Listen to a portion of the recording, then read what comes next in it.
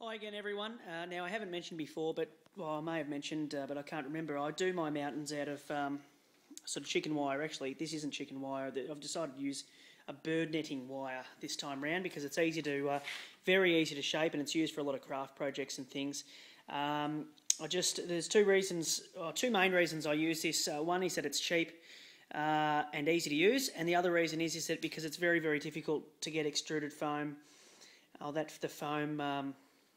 In Australia, you can get it. It's extremely expensive, and I just find that this is something that's easier to do once everything else is in place. It's just a matter of these sections here are just some core flute sign that's cut up and just screwed down to pin these will all be covered by a plaster bandage mod rock. And then I just match it up to as much as I can to the fascia board. It doesn't matter if it doesn't match up, exactly, because it looks good if it's not completely flat against it. And then I just go ahead and mould the wire into different shapes, which you can't really get an idea of what it's going to look like here. But of course, when the mod rock goes on, you can see it. Here, I'm obviously going to connect it up to this existing layout here. So I'm going to sort of put mod rock over here, and then re-scenic that area there. And it should hopefully all tie in. Down here, I've just got to the point where I've just cut off a section here, and this I'm not going to touch because that's going to be water. And along here is going to be more wire, which I've got there ready to go. Okay, I'm just going to show you little bits as I go along because it's sort of difficult to take the film as I'm doing it. But just to show you, you just need to anchor down some little sections here, just sort of haphazardly place screws, really, just to hold tension back. They're not really holding anything down as such, just holding tension back. So I've got that sort of space there, and I've got the space here. So you can sort of see that I've got the baseboard free to actually put down whatever water product it is that I end up using. This will no doubt all be cliff areas I mentioned before, rocky beach. It'll probably most likely be just a very big lake setup, obviously with the rest of the lake coming out along here. So obviously, and probably a few of you are thinking, well, this actually looks really terrible at the moment, with a lot of wire everywhere and looks very messy and all that sort of thing. But I'm hoping once I get the mod rock on, it will actually start coming to life, coming to some shape. This section here, you'll sort of notice most of the wire I can actually suspend between the inclines, the foam inclines, and actually stick some of it into the foam inclines too to actually keep it there. Most of it I can suspend between the fascia and the incline there. So, yeah, look, as long as it stays there long enough for me to do two things. Mould it, number one, and two, to put the mod rock on. Once the mod rock's on, that's it. It hardens up and it's done. It's obviously not going to move. So, again, you can't really sort of see any definition or shape or anything in it, but I'm hoping it'll start showing some when I put the mod rock on. I've cut a little slot here as well, and what I'm going to do is put a bit of wood there, which I'll show you now. Okay, here's a little bit that I prepared earlier, as they say. So what I'm going to do is attach a piece here. It doesn't matter to me that it's thicker than the fascia board. It doesn't worry me at all. And I'll hinge it so that basically there's a derailment or something, I can hinge it up, get my hand right through there and get it under that section of the board there, and obviously under through there. So to make life a lot easier. It's one of a few different hatches that I'll have to. I want to try and make it so that I've got access to everywhere, obviously, under the board in case. It's not that I don't trust my track laying ability, but yeah, I pretty much don't trust my track laying ability. So, yeah, I'll keep going on this and I'll show you what it looks like. Quick before and after. Cut off section of chicken wire, bird netting, whatever you want to call it. Or fine chicken wire, I suppose. I want to put it on this section here and mould them out in there. So, quick before and after. I'll show you what it looks like in a sec. Okay, so what I've done, this is sort of stage two, I guess. What I've done is I've folded chicken wire over. Very difficult to see, but I've made sort of a cliff face, sort of along the edge of the track there, so that the mountain comes down in a sharp cliff face. And then I've left this overhang over the side because I thought, well, I can deal with that later. So what I'm going to do is I'm going to get my wire cutters in a second. I'm going to cut it flush with the fascia board. Again, it doesn't matter if I attach the wire to the fascia board or not, because the mod rock will keep it there anyway, and so that'll be fine. So I'm going to go ahead and cut these off, show you what that looks like then.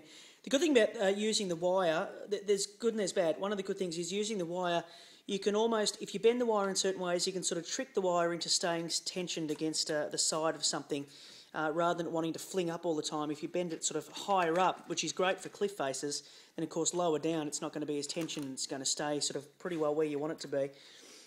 One of the bad things about using wire is that, and although this isn't a huge case, is that you've got a roll of wire like that. Say if I use the entire 10 metres of wire, of course it's going to add weight to your layout, and also if you want your layout to be modular, it's not the stuff to use, because when you go pulling tables apart, as I've got a number of tables here, you go pulling tables apart, of course, your wire's not going to be sectioned. Of course, there's ways to get around that. You obviously you can cut the wire along the lines and just mod rock to here and mod rock to there and that sort of thing, but look, I just figure if it comes to the point where I'm going to start pulling all of this apart and relocating the layout, I'm probably going to completely redesign the layout anyway, and I'll use the same tables that I've got, but I'll put them in a different format anyway, so I'll just be re-scenicking anyway. I'll cut these off and put it into place, and I'll show you what it looks like. Alright, so that's a little bit neater. That's all done there in that section there. I've just got that little bit there. Now what I've done, once it's in place, as I said, you can mould, you can push, you can pull, bearing in mind that every time you push or pull, something else is going to move. So you need to, in some cases you might have to cheat. Now in the end here, there's a gap here. Well, what I'll do is I'll make that up with the mod rock somehow, or even if I attach a tiny little triangular bit of wire there, I mean, that'll be fine, I can bridge the gap. But every time you push, pull, make some kind of a shape, something else in the wire is going to move and, pull it apart. So it's just a matter of just getting, just persisting and getting bits right. You see this little section down here. See, I've been working on this section. It just does not want to stay out. But so there's ways that you push down certain ways, and you cheat a little bit, and you sort of get it there. Like I said, it's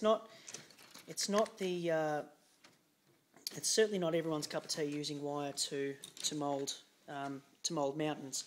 And I know if there's some model railroaders in the States watching right now, that they'll probably think this looks kind of a little bit ridiculous, because I know that they, you guys love using the extruded foam. I think it's called the pink and blue foam, which I reckon is a great product, but let me tell you, it's just so difficult to get over here, and when you can find it, it's so expensive. So I just needed to find something else, and I've used the wire before, but this gauge wire, this bird netting wire, rather than chicken wire, is a lot easier to use, and it doesn't add that extra bit of weight that chicken wire would either. So I'm going to go ahead and mod rock this section here, and then you'll probably see where I'm coming from, where it kind of looks hopefully okay, and then we'll go from there, and I'll continue on and see how we go. Before I do that though, this is important, before I do that, I am going to do a test run of the train to make sure that it goes past. I don't want it to start hitting rock faces and things like that, because once the mod rock's on, it's too messy just fixing it up, so I'll do that right now.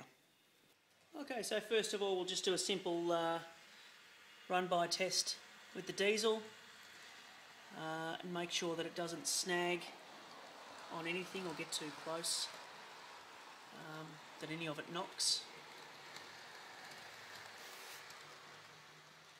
Also better to see it from this angle, to make sure that nothing gets too close. So there are a couple of spots that are getting close, but not disastrously close, I wouldn't have thought.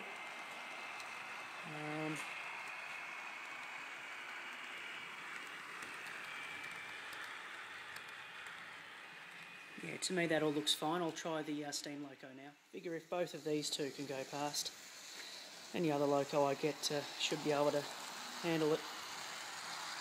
And that's actually looking quite good. Okay, so this is why it's always good to test trains with scenery when they've got rolling stock on, because this can happen when you've got rolling stock.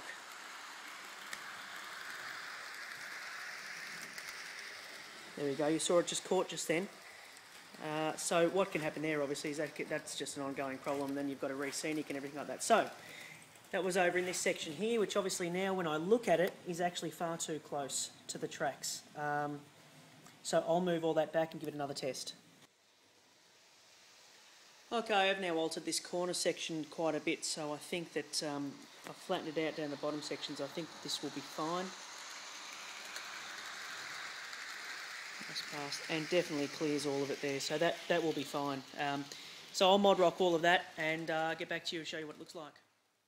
Just wanted to stop briefly just to show you what I've done here. I've just put a wire through the wire through there, and then through the bottom of the baseboard, the table there. Just in case, really, just in case. I just had a thought that I might want to put one over. I've got a couple of little sort of trackside shanties, sort of huts, and I thought I might actually put one on top of the hill up here and put a light in it, which I thought might look a bit effective. But thought, well, easier to put the wire in now than it is later. I might not do it. I might decide not to do it. If that is the case, then I'll just tuck the wire down back through it again, or hide it under some rocks or something in case I want to do it again later. I'm just tucking some newspaper in between the risers, between the incline, sorry, through there. Tucking some newspaper in so that I can sort of lay some plaster cloth over there. I want it to be fairly flat, but just a little bit rough, not perfectly sort of flat, which I think would just look sort of silly. So just a little bit rough, because from here obviously it's going to be fairly flat, and I'll start roughing up the plaster cloth as I come to the end here, and then it'll get sort of rougher and rougher along the newspaper. And then along here I'm going to build up the newspaper a little bit, up to sort of like a small mountain hump through there, as if they haven't quite flattened out between the two tracks, because there is a wider space in between there, and the tracks aren't even as it goes along there as far as height goes. So I'll do that and see how it goes. Okay, one more quick look with the newspaper down before I put some plaster cloth on. I'll just put it in there and raised it between the two tracks. So it should, when I've got the camera down here, it should give a good view of the train going behind the mounds. And down here I've just stuck a little screw in this section here, just to keep this newspaper down, because there's nothing really between those two to keep the newspaper down and keep it not popping up. So just put a screw in there and see what it looks like in a tick. Okay, and here is the finished product so far anyway. Obviously I haven't done around this area, well I haven't done a lot of it, but around this area here I didn't continue on. I just wanted to get some plaster cloth down. But you can see that it's come up there. One coat of the plaster cloth I think will be fine. You can see how that one covers the other track on the other side. So it is sort of quite high there, I guess. And then creates the train in here, it creates that sort of tunnel, well not tunnel effect, but between the two sort of rock faces, I guess. So I've got my wire here, as I said before, coming through, and it all fitting up basically with the mod rock fitting flush against the wood.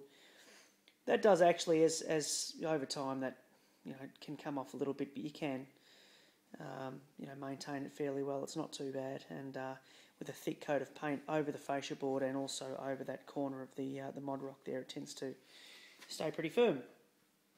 So coming along here, this will be now. I was talking about this being a sort of water scene. I'm not too sure. It might even just be I might put the golfers along here and have that part of a golf course. I'm not too sure yet. But it's cut out so I can use it for something anyway. So yeah, so I think that's come up pretty well. This bit here where I've connected it to the existing layout I think will work fine. Once you've got scenery over it and everything like that, and I'll put these trees back and everything. The one thing I will say to people is, if you can, and I always forget to do this, and sort of cursing myself a little bit now, can't believe I forgot to do it again. If you can, mask your track, mask your tyres if you can, because you can go along later on with a toothbrush and some water and scrub off the plaster, light plaster coating that goes on the tyres. But it's an absolute pain, and it's time consuming, and it's something that you probably don't have to do if you mask the track. So that's what I would suggest. I've raised that little area there between the two tracks, comes down and just sort of peters out there, and then starts raising again along here. So just variation really, just along the whole lot, variation, so that you can do different things with the scenery. I'll put some rock faces along, probably the woodland scenic rock moulds, which I really want to get, and then of course we'll continue with the plaster along here, and of course on the other side, around that area there where the tunnel portal's here, tunnel portal's there, have the plaster going right along that area there, and of course down around here. I'm not sure what I'm going to do in the middle here, whether I have a big hill, which I thought about doing, you know, with a couple of buildings on it or something like that, sort of jutted into the side, or it might just be sort of a hill going down here and then flattened out area to incorporate some extra scenery and buildings and things like that. So I'm not sure. I'm just going to play it by ear and see how I go. So far, coming up okay, I think, and you know, I'll do a little bit more tomorrow night and see how it goes, and do some more video and show you what it looks like. Thanks for watching this video. Cheers.